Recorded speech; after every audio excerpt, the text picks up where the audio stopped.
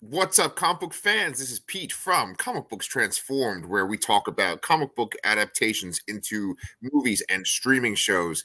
Today, me and my very good friend Brian over there are going to finish off our review of What If Season 2 with the final 3 episodes. So, Brian, what's it like in New Jersey right now? It feels like the spring. Honestly, it's weird. You know Really? what? No, maybe that was more so like the last few days. It's supposed to get real cold again today, and there might even be some snow. Now that I'm thinking about it, but I hear it's similar by you, which is odd. Yeah, the reason why I'm dressed like a 1990s Kevin Smith right now is because I'm in my garage as always, but there's like one of those freezes in Texas, and so it's pretty damn cold in here. How cold is it?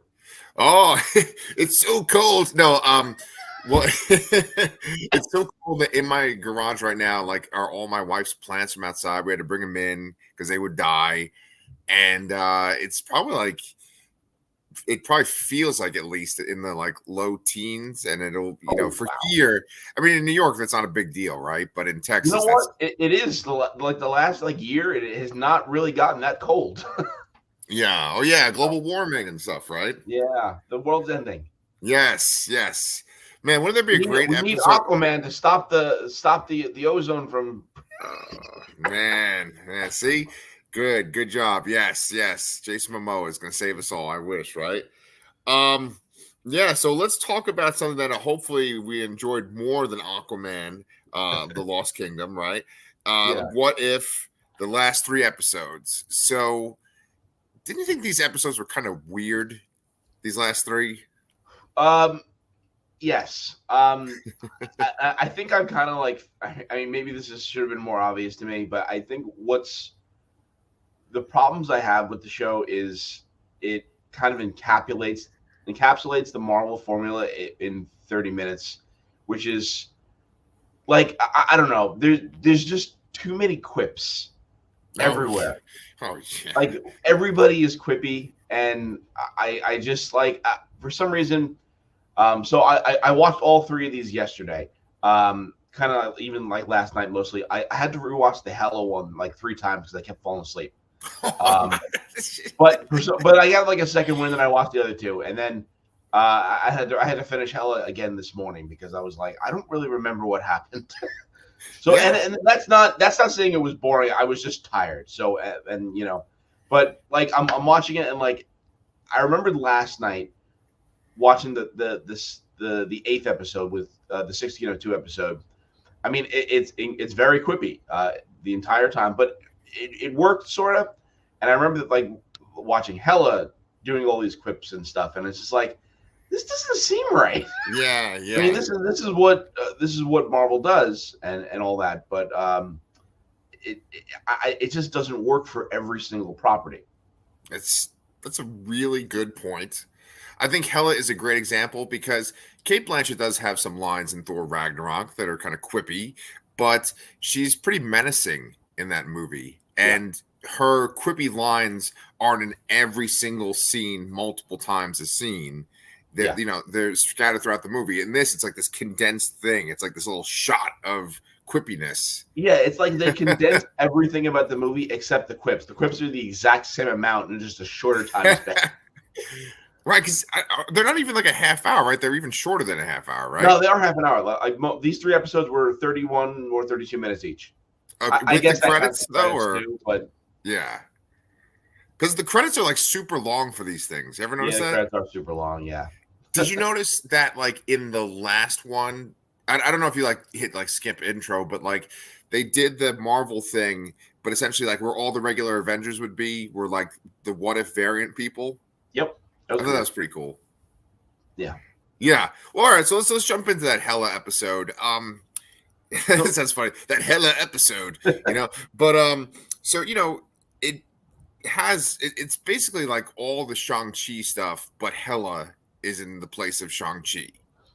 yeah, I mean, kind of continuing the theme of this season, where it's just kind of mashing up two movies together. So this is to me, this is the story arc of Thor in Thor 1 with a character from Thor Ragnarok and then the Shang-Chi movie.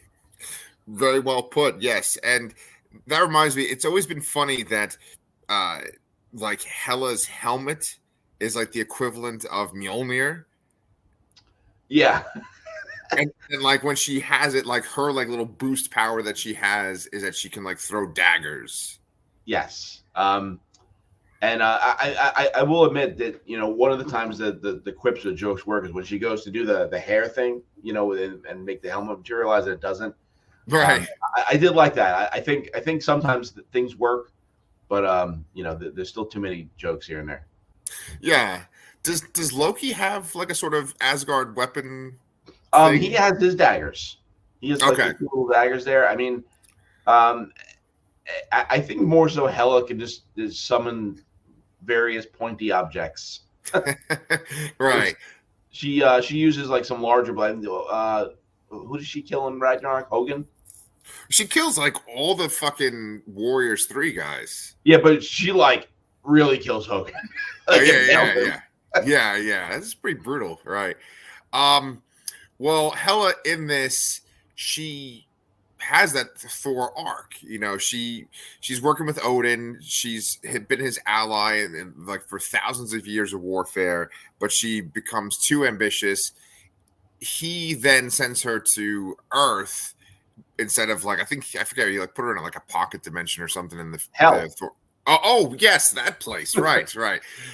In this, when she goes to Earth, she lands in I guess somewhere in Asia, wherever like Shang-Chi's dad reigns, Yeah. and Wenwu is the dad, right? Yes. Okay. So I don't think that Wenwu is voiced by the actor that played him in the movie. I couldn't tell. I don't. I honestly don't remember the actor's name even, so I'm not sure. Yeah, But yeah, I mean, I was really surprised to hear Kate Blanchett. Yeah, that was cool. I was like, oh shit, she came back, and she's. I mean, it's funny when they get the big name people, they kind of like stretch them out because she's in the last episode too. Yeah. Yeah, I think she's I even in the 1602 one Oh yeah, very briefly. You're right. Yeah, in the beginning. that's Yeah, right. She was in the beginning. Yeah. yeah, I was also surprised to hear Idris Elba, yeah. That was cool. who That was barely Cassie had Passion. any lines too, which is even more amazing. They didn't stretch him out. Yeah. It's interesting with Heimdall because I was thinking it's like, oh, he can see certain things, but then he can't see that sort of like pocket dimension. I use pocket dimension a lot when I talk about these new modern Marvel stories, right? But he can't see Hela once she goes into that area that like Shang-Chi's mom is from. Yeah. Oh my God, what is it called? I don't It's remember. it's got a pretty generic name. It's like kind of like I don't fucking know. But he sends her there as Odin sends her to Earth. Wenwu gets her, and Wenwu like doesn't try to kill her. He's impressed by her, basically by her attitude and like her abilities. He wants to basically keep her. I think he's like sort of attracted to her. She finds that like butt face creature, and there's a whole bunch of jokes about it having a butt face. Yes. Um, Morris. I don't remember what the heck the thing's name was, but yeah. Comic books transform tradition. It's like we forget most of the things we're referencing, right. Morris, yeah. That's the one that like Ben Kingsley's talking to, that weird little creature. I think she calls it like an asshole at one point, and she's like, "You're not the first arsehole I fell into battle," right? Yeah. Yeah. That kind of shocked me, considering it's like a cartoon on Disney. Yeah, I think they just said just arse and not whole, but Oh, still. okay. Yes. The I whole don't know, takes it to another for level. some reason, when you pronounce it like British, with a British accent, the British way, it's okay to say. Yeah, it's classier. Absolutely, Yeah. yes. So then, she goes to that place that like pocket dimension. There's pocket dimension again, where it's like Shang-Chi's mom's there, and I think that's the same character too. Then, John Yu. yeah, and then she basically sees the potential in Hela. She trains her. This kind of this good montage, and then at that point, Wenwu's forces try to get her back. Oh no! It's like Odin comes. Yeah, Odin comes because Heimdall mentions he can't see Hela anymore, and then he also mentions that there's one power in Midgard that can even kill a god, which is the Ten Ring. So Odin goes to claim that or take it away, to stop him, whatever. And Mm-hmm. then Hela decides suddenly, who was previously angry at Wenwu as well, to go help Wenwu against her dad. And then she just kind of has this hero arc, gets her helmet back, and turns into like, white Darth Vader, sort of White from Darth Star Vader. Wars Infinities. And Yes. the ultimate act of good in any universe is stopping Thanos. So that has to be at the end too. Man, Thanos just gets shit on this season, doesn't he? Yeah. Well, he got shit on in the first season too. I mean, Yeah, he was cut in half by Ultron or whatever. yeah, Ultron. Yep. Yeah. So yeah, they take on Thanos at the very end. What did you think about that ending? Um, I I think what if stories are supposed to have kind of like that bittersweet kind of ending to it, and it just doesn't have that. Yeah. It's basically two villains, two menaces in the cosmos of united forces, and now they're good. And I don't know. It's I, I'm mixed on basically most of these episodes this season. Yeah. I like some of the ideas they throw out there, but I think that they try to keep it more more positive, like I guess TV normally would be, Yeah. unlike how the comics would be to me. Right. Yeah, it doesn't have a cynical ending at all. At one point, Hela does get her helmet back and she becomes White Darth Vader, like you said. And I did think there for a second, I was like, oh, what if she kind of reverts back to her old ways and she basically like conquers the Shang-Chi people now? But it's like, no, she's gonna just team up Well, with I mean, yeah. she sort of does, like in a way. She does go conquer again, but in the name of giving them freedom, I guess. Which I don't know. It's kind of a mixed message too. It's like Odin was saying that he was conquering things to protect them, and that's what Wenwu sort of was saying that he wanted to do as well. Mhm. I don't know. It's like they're kind of doing the same thing, almost just in the same way, but just with a different meaning, I guess, which is Yeah. weird. No, I agree. I agree. It and if it wasn't like that extra step, it would be that kind of cynical thing, and it would leave you with this uneasy note. But it leaves you with definitely like a positive, like here come the heroes note. Yeah, I don't know. I think maybe this would have been more interesting if it was like, what if Hela acquired the 10 rings instead? Right, Um, right. take that villainous arc and run with it, I guess. Yeah. And there is something I definitely want to say about like people getting these super powerful artifact weapons, but I'm going to save that for our third episode review because there's Sure. this ridiculous moment in that part. Yes. Uh, Yeah. so, So but, I guess it's time to jump onto that then. well, we got to do the 1602. Oh my God. Yes. Yes, this very memorable episode, right? That Yeah. so Yeah. I was, I almost forgot because they kind of connect together in a way. yes, yeah. Well, I was going to ask you, what are your thoughts on the 1602 comic? I loved the idea of it when it came out. I don't. It was Neil Gaiman, written by Neil Gaiman, and the concept is really good. I don't think I liked it as much. It's not as memorable to me as some of the other alternate universes, but Yeah, I think the idea is interesting. I mean, it also, how Marvel and DC kind of copy each other with basically everything. I mean, now more recently they've had Dark Knights of Steel. I think that kind of takes from that idea of 1602. I yeah, think that's true. 1602 is a little more out there because it's like kind of like Renaissance time Mhm. as opposed to the straight up medieval stuff that Dark Knights of Steel did. So really like the idea. I don't remember too much about it because it's been probably 15 years since I've read it. Oh yeah, But yeah, yeah, at there's least. very little. There's very little in common with that in this episode, other than the setting. Exactly. That's the point I wanted to make is that there's not that much in common. I think even like, I mean, there is one point. So obviously there's spoilers in 1602.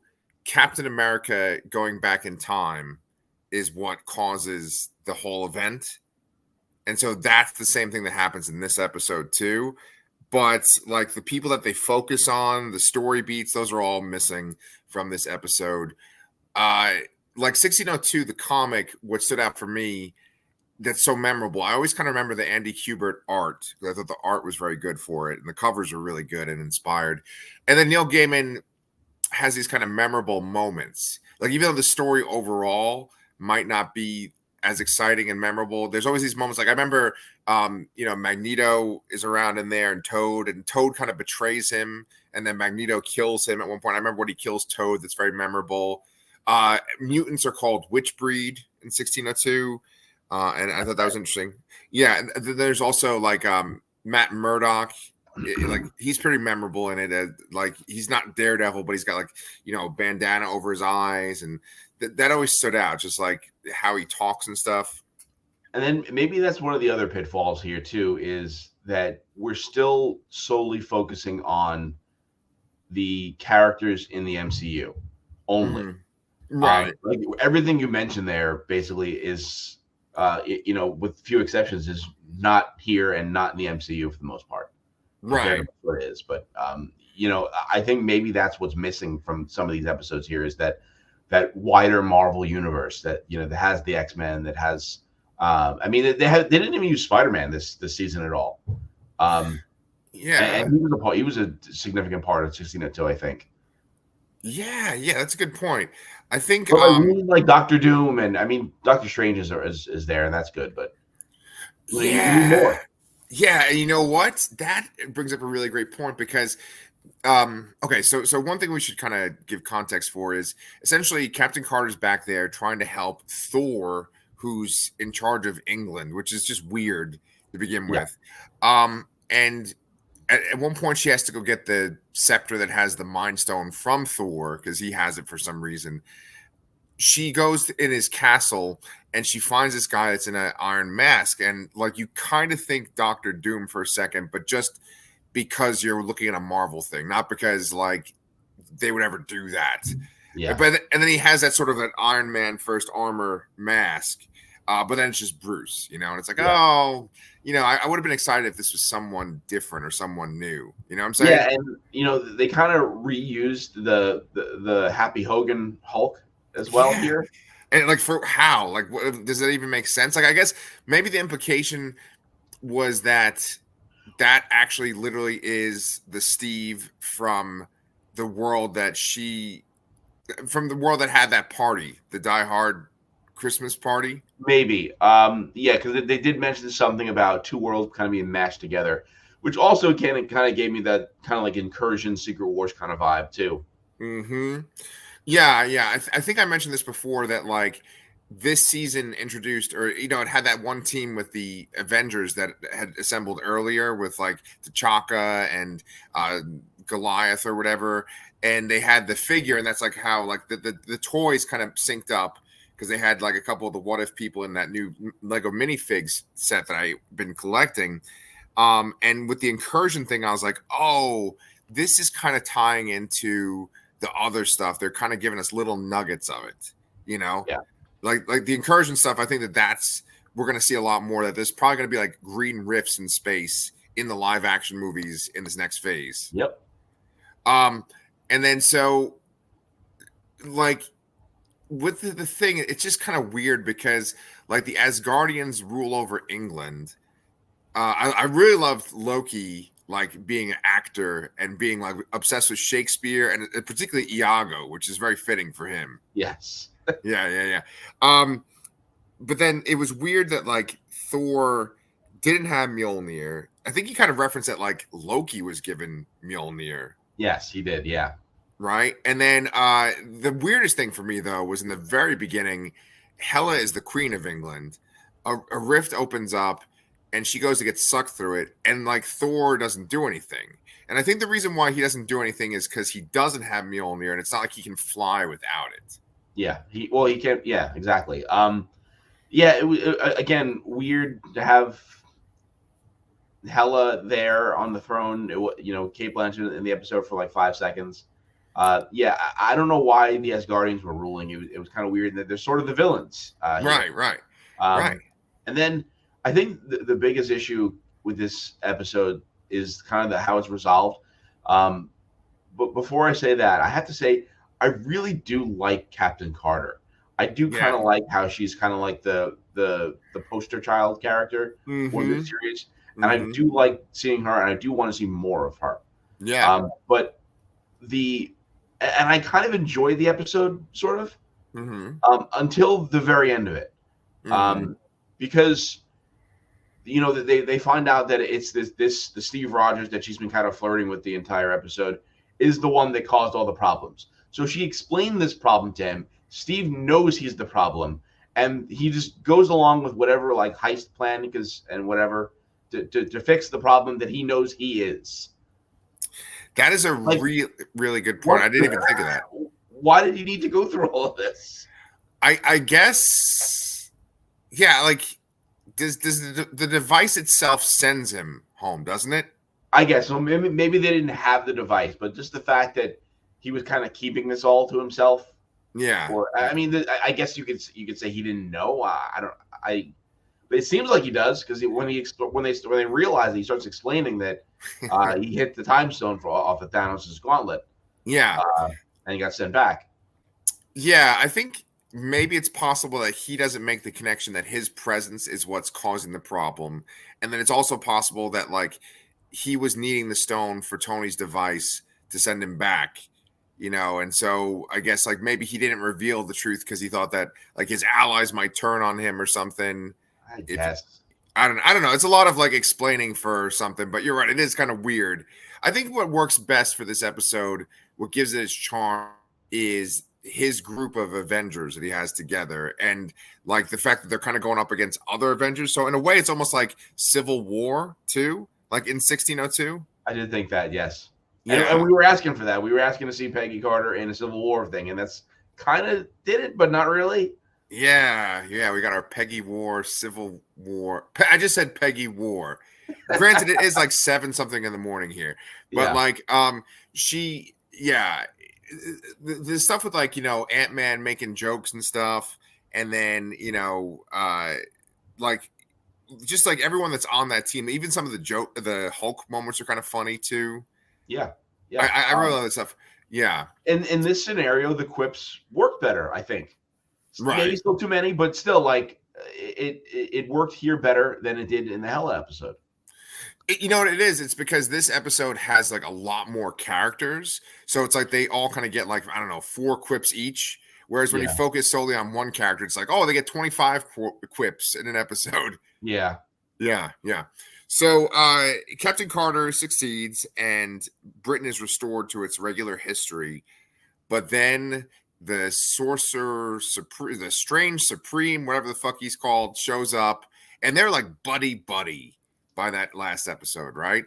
Yeah, because they fought together to save the multiverse, of the Guardians of the Multiverse, and he offers to take her back to her universe. Well, but he needs her help first. Yeah, he's like, oh, can you do this favor for me first? Yeah. I think it's also important to note how much, and I kind of like this too, how much Peggy talks with the Watcher. Yes, I really like that scene where he's narrating. He's like, "Do you really have to do that right now?"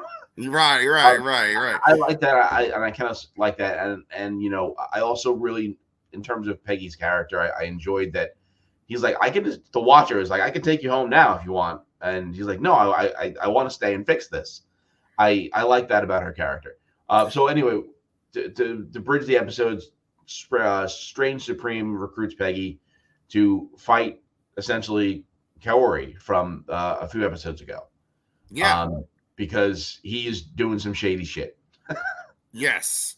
Now I gotta say that this episode, while like the intention behind it, I think works. It's like essentially he's trying to like restore his universe, and so he needs to like collect villains and heroes from other universes to return his world, right? And it kind of ties in with Captain Carter because we've seen men over in this show alone how much she like misses Steve and wishes she could be with Steve. Yeah. And that 1602 episode has this moment where that they could be together again, but then she has to get rid of him so that the world could be saved. Yeah. Right. So it works like thematically, but it's like very hokey when it comes to the plot. It's like the idea of like you got to collect all these people and drop them into this forge and Strange is like powerful enough to capture all these other crazy powerful villains, but then with Kahori he needs her help, and he recruits Captain Carter versus like recruiting like I don't know like the fucking Guardians of the Galaxy or the Avengers or something, you know? Well, I can see. I think the reason behind recruiting Captain Carter is that she understands loss, like losing the love of your life, Right. and he Very good thought point. maybe that she would understand, and rightfully so. She doesn't. She's like, no, Steve wouldn't want that, and I agree about that. I guess the power level thing is confusing because Strange Supreme, like you said, has captured all these people. Particularly a Killmonger with all the Infinity Stones, which Peggy then uses that armor. And it's just weird. It's just like you have Kaori, who's powered by one Infinity Stone, and then you have Peggy with all 6 of them, and Strange is still holding his own against all this, and it's kind of confusing to or it doesn't line up. And then also the whole time I kept thinking is Loki, the Loki TV show. They basically said that the Infinity Stones don't work outside the universe they're created in. So that was like huge plot hole to me. Very, very good points. And one thing that you mentioned was that like, they have all these villains. They don't release the heroes that he's captured. They just release the villains. And the villains are fighting amongst each other. They're fighting with Peggy and they're fighting with Kahori. And like the villains have like crazy power too. That could I think could easily rival Kahori's. Like I think like they encounter Thanos and Killmonger, the variant Killmonger, like snaps and turns him to dust. But like I think that Thanos that again, Thanos taken right. But I think that like that Thanos I think had the Infinity Gauntlet too. Yeah. Right. He's like holding Peggy's shield at one point. But like Kahori, I had joked before about how the people that are on that like toxic fan base, they would call her like a Mary Sue because of how quickly and how powerful she becomes, right? In that episode. In this, she's just like fucking omnipotent. She can like teleport. She's like teleporting all these people to their different homes in one shot. She's doing all this shit, which I mean, I guess the implication is that it's years before she tries to like take over Spain and stuff in that episode, and she's like had years practicing her powers. Yeah, because she's like just as powerful as Strange and Peggy with the Infinity Gauntlet too. Yeah, agreed. And even though Strange prefaced it by Peggy's target was a woman, I briefly thought that was Quicksilver when she's running around when they first fight. 1000%. Yes, I did think that. I was expecting Scarlet Witch. Yes, and that would have been really cool too. But I was like, okay, they have to have Kahori. So I realized it was Kahori at one point because I was like, he gets her at the end of the episode. I was like, well, what does he want with Kahori? What's the big deal? And then it's like, oh, he needs her for this forge. But I do want to mention how the world that he left her on was like a really interesting world where it was like Hydra basically took over. They essentially killed Cap and Peggy when it was Cap's transformation time, and so they took over the world after that. Yeah. You had like Red Skull and Mount. Wait, what's that? That would have been interesting too. Right. And you had like Red Skull's face on like Mount Rushmore, and that's like very much like Old Man Logan. I think they had like something like that. Yeah. And, that's what I thought they went into. Honestly, I thought it was the Old Man Logan world, but I'm like, no, they wouldn't do that. It's not in the MCU yet. Yeah. I think that once like the X-Men cartoon comes on, then we'll start to see all kinds of interesting X-Men variant things, and especially with Deadpool 3, we will too. Yeah. But now we're not in that territory yet. Yeah. So I think I guess I like the show. Sort of. I guess it's kind of there. I don't hate it. I don't dislike it.